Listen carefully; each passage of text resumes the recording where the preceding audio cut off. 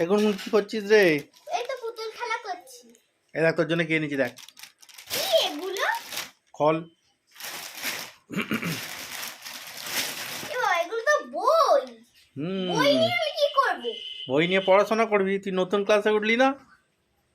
হ্যাঁ, আবার পড়া চালু। হ্যাঁ দেখ কত বই। বাবা, এইবারে হিস্ট্রি জিওগ্রাফি আছে দেখো। এটা কি? হিস্ট্রি। আর জিওগ্রাফিটা কোথায়? জিওগ্রাফি।